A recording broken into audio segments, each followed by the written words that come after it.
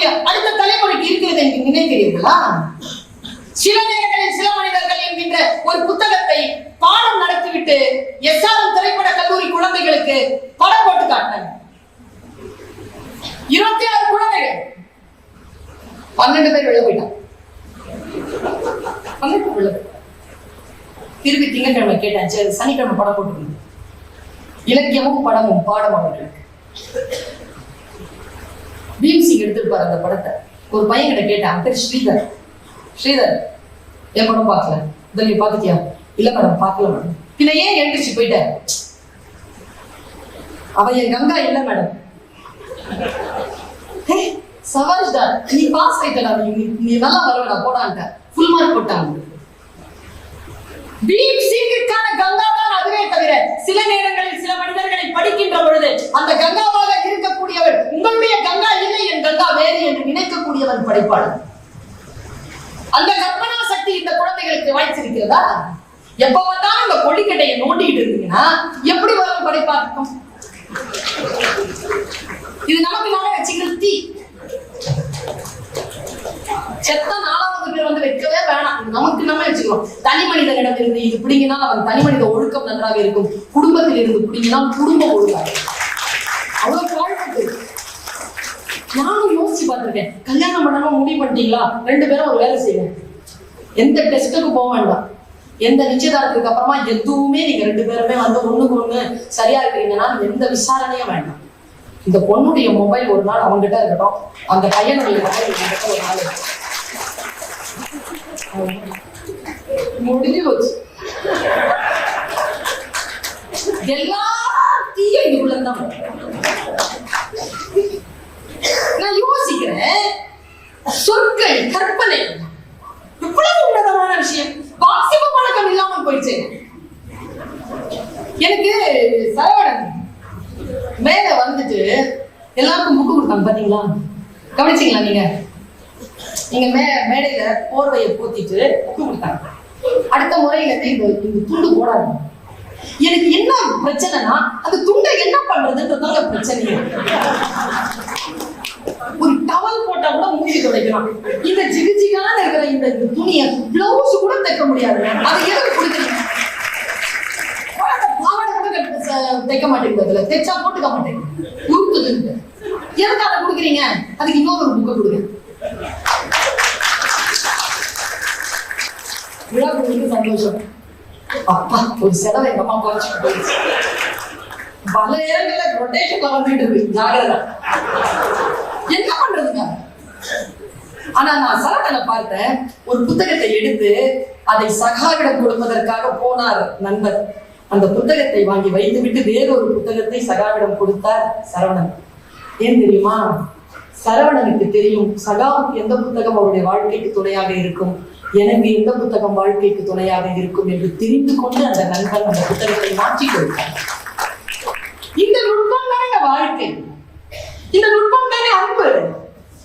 ஒருத்தன் சொல்றான், அப்ப தாத்தா நீ வாங்கி கொடுத்த இந்த தபேலா அந்த டம்மாரத்தால நான் நிறைய சம்பாதிக்கிறேன் தாத்தா. எப்படிடா?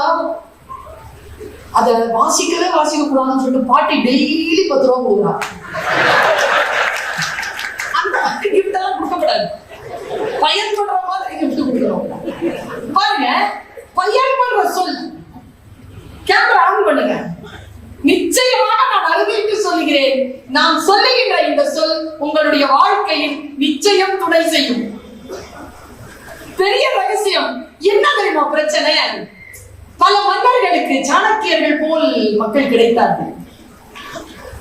அறிவார்ந்த துணை பல பேருக்கு கிடைத்திருக்கிறது. நான் சொல்றேங்க, புத்தனுக்கு கூட அசோகனால் தான் பெருமை.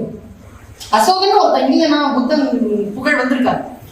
கூட இருக்கிறவங்க அவ்வளவு சிறப்பா இருக்கும். அப்படி கூட இருக்கிறவங்க இல்லையா, புத்தகத்தை கையில் பிடித்துக் கொள்ளுங்க. அது மிகப்பெரிய உதவியாக இருக்கும், மிகப்பெரிய உதவி.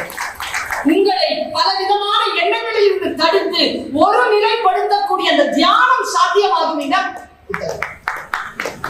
வேதாத்ரி மகரிஷி சொல்வார், சமையல் செய்கின்ற பொழுது உப்பள்ளி போடுகிறாயா, உப்பை போடுகின்ற பொழுது உன் மனநிலை எதுவாக இருக்கிறதோ அந்த வினாடியினுடைய புள்ளிக்கு பெயர் தான் தியானம்.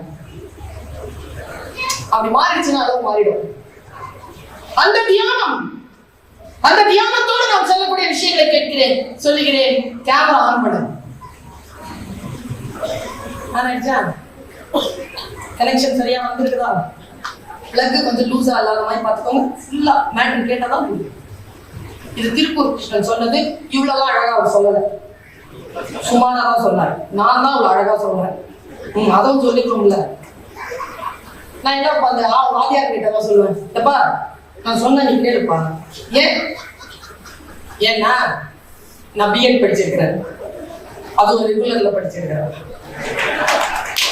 அப்படின்னு சொல்லுவாங்க. பசங்க வந்திருக்காங்க. ஒருத்தர் சொன்னார், சூப்பர் மேட்டர் சொல்லிட்டு நான் அந்த கேமரா விஷயத்துக்குள்ள போறேன். சொற்கள் பாருங்களேன், எந்த நாசம் பண்ணதுங்க சொற்கள். இந்த வயது ஒருத்தர் தப்பு பண்ணிட்டாருங்க, ஒரு 60 வயசு ஆளு என்னமோ பண்ணிட்டாரு. அவரை பார்த்து கேட்குறீங்க, இவ்வளவு வயசாச்சே ஏன் நடந்துக்கிறீங்க? அந்த வயதானவருடைய கொட்டேஷன் பாருங்க.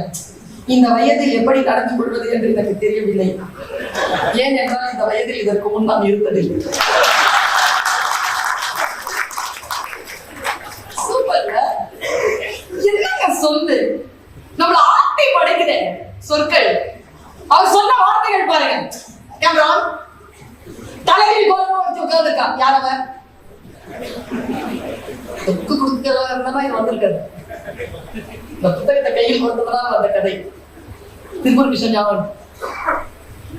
தலைவரி கோலமா வச்சு உட்கார்ந்துருக்காங்க. யாருங்க அவ?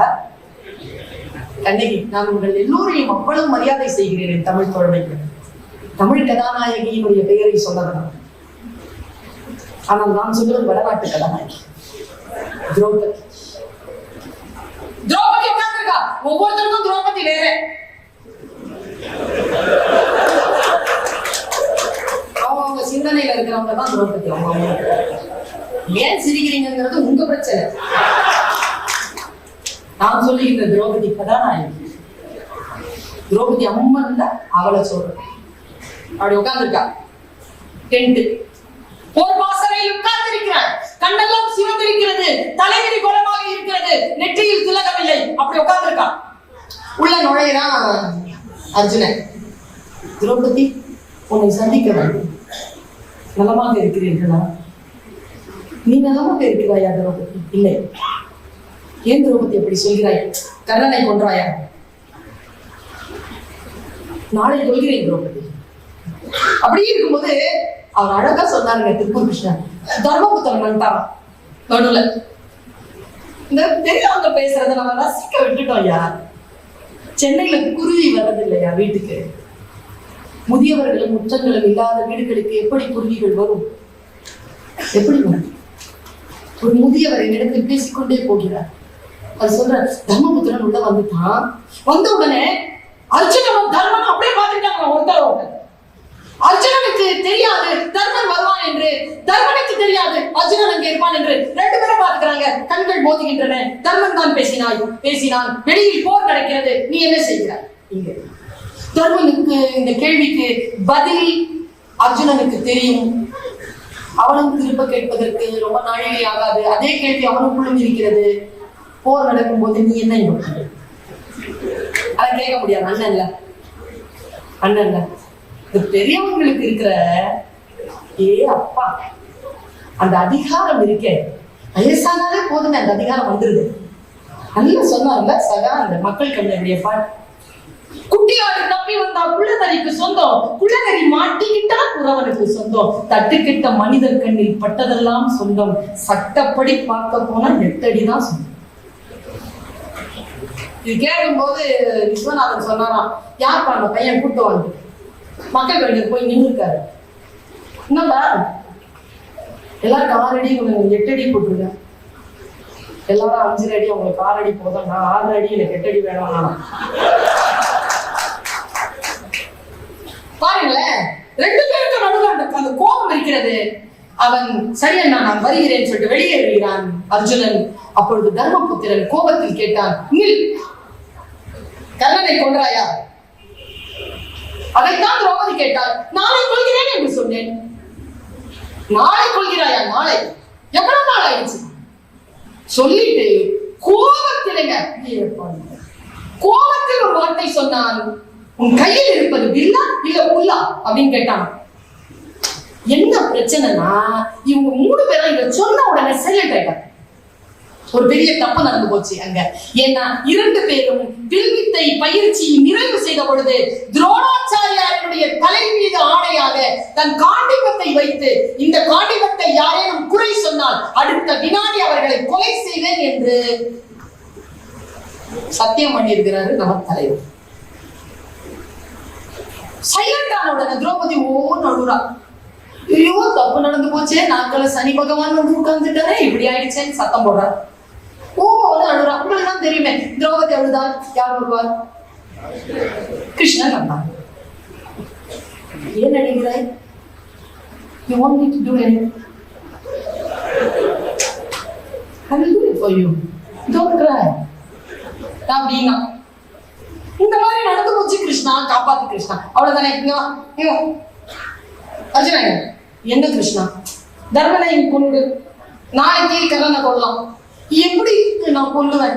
கொல்றது இல்லடா, கொல்றது இல்லை. அப்படி அப்பனா கொல்றது இல்ல, அவர் உன்னோட பெரியவர் தானே? ஆமா. அந்த திருப்பூர் கிட்ட ரொம்ப அழகா சொன்னார். அவன் பெரியவன் இல்ல உன்னோட, அதனால நீ போன்னு அவனை எதிர்த்து ஏதாவது கெட்ட வார்த்தை பேசு.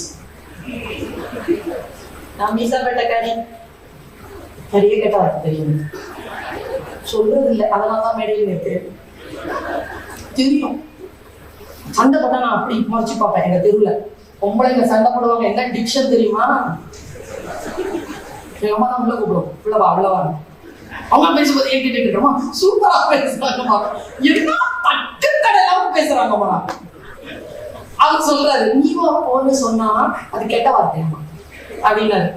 அவனும் வச்சு பேசிடுறான். அவ்வளவுதானே, இதோ முடிஞ்சு போச்சு அப்படின்ட்டு வச்சு பேசிட்டானா, பேசினவுடன் கொலை குற்றம், கொலை செஞ்சுட்டான், கொலை குற்றம் வந்து சேர்ந்தது. அடுத்த பிரச்சனை என்னன்னா, அப்படி முன்னால் இருக்கின்ற பெரியவர்களை கொலை செய்தால் அதற்கு தண்டனை தற்கொலை செய்து கொள்வது. அடுத்த பிரச்சனை, திரௌபதி கடந்து அழுறான்.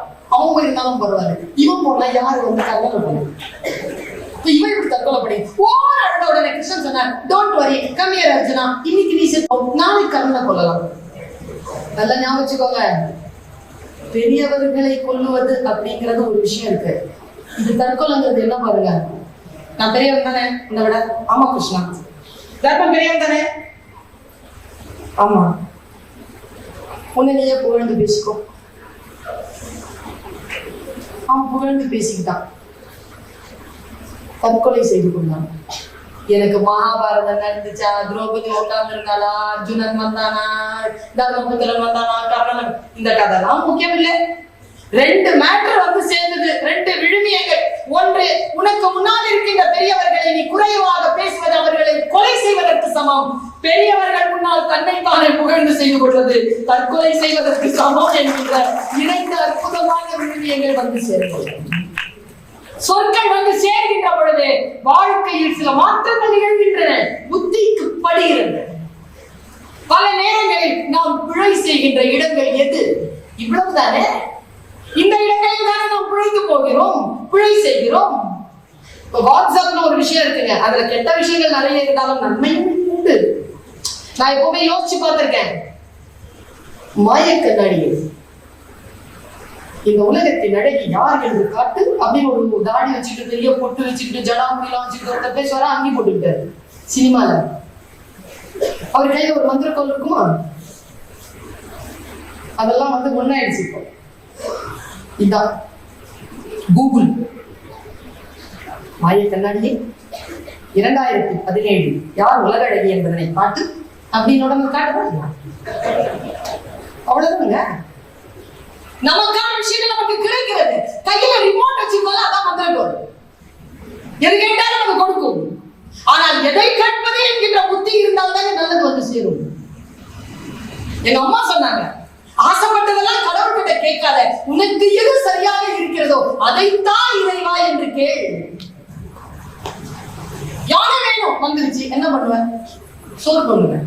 எங்க கட்டி வைப்பேன்? எப்படி மேய்ப்பேன்? எப்படி ஓட வைப்பேன்?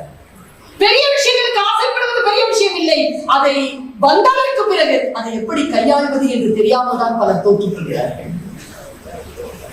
தோல்வியால் பாதிக்கப்படுபவர்களை விட, நான் இதை சொல்லுகிறேன், உங்களுடைய மனதிலே ஆழமாக எழுதி வைத்துக் கொள்ளுங்கள், தோல்வியால் பாதிக்கப்படுபவர்களை விட நம் நாட்டில் வெற்றியால் பாதிக்கப்படுகின்றவர்கள் தான் அதிகம். வெற்றிகள் தான் நம்மை பாதிக்க வைக்கின்றன.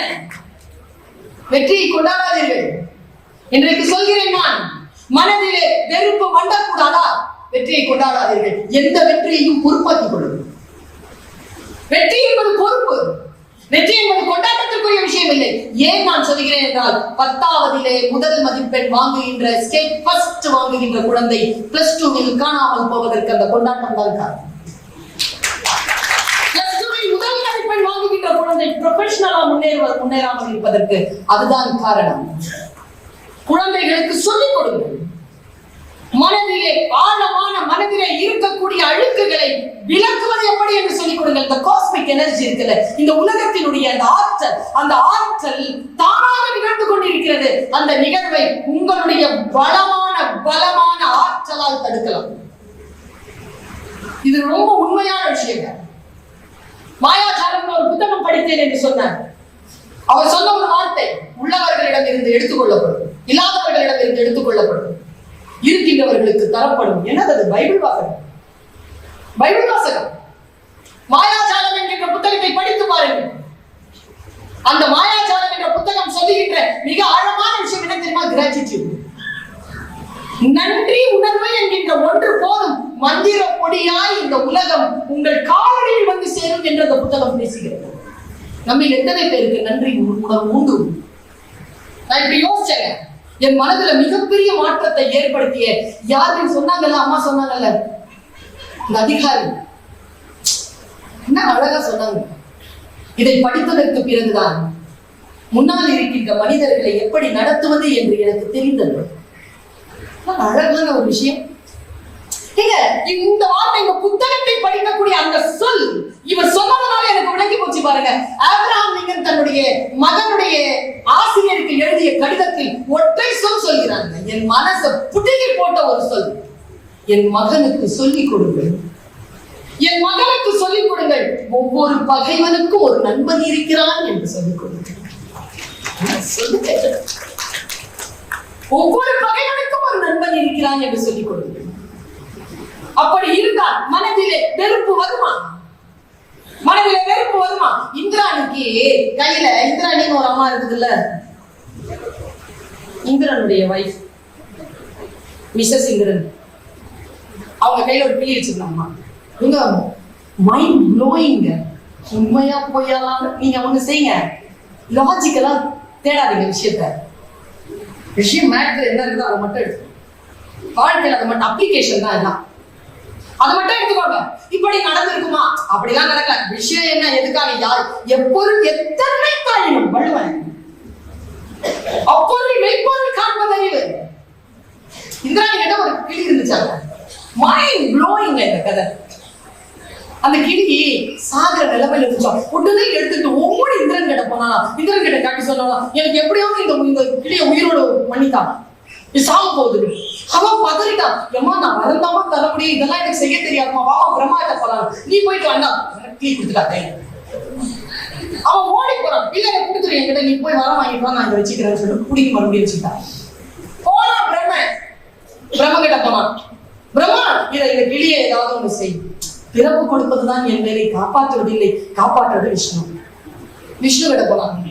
விஷ்ணு சொன்னாராம், காப்பாற்றதான் என் மேல, இது அழிகிற நிலைமையில இருக்கு, அழிக்கிற கடவுள் சிவன், அவர்கிட்ட போகணும். சிவன் கிட்ட போனாராம். சிவன் சொன்னாராம், இது அழிகிற நிலையில இல்ல, சாகர நிலையில இருக்கு, உயிர் வாங்குறவன் யமதர்மன், அவங்க கிட்ட போலாம் வாங்க. 4 பேரும் சேர்ந்து யமதர்மன் கிட்ட போனோம். யமதர்மன் பதறி அடிச்சு சொல்றாரு, என்னடா அது 4 பேரும் வந்திருக்கிறாங்க, என்ன பேட்டர்? இந்த கிளி ஒண்ணு இருக்குது, அது உயிர் காப்பாத்து இல்ல. அந்த ரூம்ல அந்த உயிர்களுக்கான ஓலை இருக்குங்க, அந்த ஓலையை பார்க்கதான் சொல்ல முடியும். சரி வாங்க போறாங்க. 5 பேரும் சேர்ந்து உள்ள போறாங்க. அந்த ஓலை இருக்குல்ல, டக்குன்னு அழுது விழுந்துச்சான். உள்ள இவங்க 5 பேர் போன உடனே அந்த ஓலையில எழுதி வைத்திருக்கு, கிளியின் ஆயுள் யமதர்மன், சிவன், பிரம்மன், விஷ்ணு, பிரம்மா 5 பேரும் சேர்ந்து இந்த அறைக்குள் வருகின்ற பொழுது முடிந்து போகும். எங்க எது என்ன நடக்குதுன்னு தெரியலங்க. ஆனா ஏதோ ஒண்ணு நடக்குது. நாம் சில விஷயங்களை விழிப்புணர்வு இருப்பதன் மூலமாக கட்டுப்படுத்தலாம். நாம் கட்டப்படவே மனம் இவ்வளவு வேதனையில் அவர் அழுத்திக் கொண்டிருக்கின்ற பொழுது விழிப்புணர்வு எப்படி வரும்? நான் ஒரு விஷயம் உங்ககிட்ட சொல்றேன். குரு நிலையில் இருப்பது ரொம்ப பெயின். வாத்தியாரா இருக்கிறது எவ்வளவு கஷ்டம் தெரியுமா? எது சொன்னாலும் வாத்தியாரா. இப்ப நான் எனக்கு ஒரு அண்ணன், ஒரு அக்கா, ஒரு தம்பி, ஒரு தங்கச்சிங்க. அப்ப நினைச்சு பாருங்க எவ்வளவு வேதனை அது. அண்ணன் அக்கா கிட்ட பேசினா என்ன சின்ன பிள்ளை மரியாதை இல்லாமா அப்படின்பாங்க. சரி தம்பி தங்கச்சி இன்னும் பெரியவங்கிற ஒரு அக்கறை இல்லாம எங்கேயும் பேச முடியாது. இவங்க மிச்சமாகிறதெல்லாம் நமக்கு, அவன் வேணாம்னு சொல்றதெல்லாம் நமக்கு. நடுவுல பிறக்கிற மாதிரி ஒரு அநியாயம் வேற எதுவும் கிடையாது. டீச்சரா இருக்கிறது இருக்குல்ல, எனக்கு டீச்சரா இருக்கிறது ரொம்ப பிடிச்சது. ஏன்னா எந்த டீச்சரை என்ன நேசிச்சது இல்லை. அவங்க நேசிக்கிற மாதிரி நான் இல்லைன்னு நினைக்கிறேன். என்ன மேட்டர் தெரியுமா? என் பிரச்சனையே தான். யாராவது பேசுறதுக்கு முன்னாடியே அவங்க என்ன பேசுறாங்கன்னு புரிஞ்சிடும். வாத்தியார்களுக்கு எவ்வளவு எரிச்சலா இருக்கும் தெரியுமா? கிளாஸ் நடத்துக்கு வரணும். 4ஆம் கிளாஸ்ல நான் ஃபெயிலானேன். இதை போய் சொல்லி இப்போ பல்கலைக்கழகத்துல ஒரு பேராசிரியரா இருக்கிறேன். என்ன சொல்ல வரேன்னா, 4வது ஃபெயிலானா பேராசிரியர்லாம் வர முடியாது. ஃபெயில் ஆனாலும் வரலாம். என்ன தெரியுமா பிரச்சனை? கணக்குல போயிடுச்சுங்க. 12 மார்க். எங்க அம்மா தரத்தரன்னு பிடிச்சு இழுத்துட்டு போச்சு. இன்னைக்கும் ஞாபகம் இழுத்துட்டு போய் நிற்குது. டப்புனு காலில் விழுந்துட்டாங்க அந்த டீச்சர் காலில். எனக்கு கணக்கு டீச்சர் பிடிக்காது, எங்க அம்மா பிடிக்கும். அவங்க காலில் விழுந்தது பிடிக்கல. எங்க அம்மா கிட்ட பேசுறாங்க, இது அப்படிதாங்க, அவ்வளவுதாங்க, இதை விட்டுடுங்க, யாராவது கை கடை பாய் கல்யாணம் பண்ணி கொடுத்துருங்க அப்படின்னு. இப்போ நைட் மேல எனக்கு என்னத்துக்காக ஃபெயில் ஆனான்னு கேட்க மாட்டீங்களா? இவ்வளவு புத்திசாலியான பிள்ளைகளுக்கு ஃபெயில் ஆகுது. என்னன்னா 80 மார்க் வகுத்தல், 20 மார்க் பெருக்கல். எனக்கு வகுத்தல் தெரியும். அதுக்கு ஏன் டைம் வேஸ்ட் பண்ணுவாங்கன்னு தெரியாத மேட்டரை ட்ரை பண்ணிருக்கேன். அதுல 12 வாங்கியிருக்கேன். அப்புறமா எடுத்து அந்த 80 மார்க் வச்சு போட்டாங்க. 20 நிமிஷத்துல போட்டாங்க எல்லா கணக்கையும். இன்னும் திமுரு, என்ன திமுருங்கிறாங்க அந்த டீச்சர். தெரியுதுங்க, தெரிஞ்சு ஏன் எழுத தெரிஞ்சு. எங்க அம்மா அப்பதான் ஒரு டைலாக் சொல்றாங்க. என் தலைமுடிய 2 ரிப்பன் இருக்கும்ல, உன்னை பிடிச்சி இழுத்துக்கிட்டே சொல்லுது எங்க அம்மா. தோலை உரிச்சிருங்க, பேச்சு கேட்கல. கண்ணை மட்டும் விட்டுருங்க, நான் மிளகா அப்படி போட்டுக்கிறேன். இழுத்துட்டா மீசாப்பேட்டை வரைக்கும் ஜாலி ஜாலிகான் ரோட்ல இருந்து உனக்கு என்ன திமுரு இழுத்துட்டே போகுது. கூட்டிட்டு போயிட்டு எங்க அம்மா கேட்கிறேன், ஏன் அம்மா நீ ஏன் அப்படி பண்ண? என்ன பண்ணா? தோலெல்லாம் உரிக்க சொல்லாது. கணக்கு டீச்சர் கிட்ட ஏற்கனவே தோலை உரிக்க, நீ வேணா சர்டிபிகேட் கொடுக்குற, மிளகா அப்படி போட்டுக்கல, கணப்பட்ட கூட சொல்ற, அதையும் நோட்ட சொல்ல வேண்டியதானே. என்ன எங்க அம்மா சொன்ன வார்த்தை பாருங்க. அது எப்படி சொல்றது? படிக்கணும்ல. அதனாலதாங்க பேராசிரியரா இருக்கிறேன். அப்படி சொல்லக்கூடிய தாய் வைத்ததனால்தான் பேராசிரியர். சொற்கள் குருவாக இருப்பது, நிலைத்து நின்று சில விஷயங்களை பேசுவது எவ்வளவு அற்புதமான விஷயம் தெரியுமா? யார்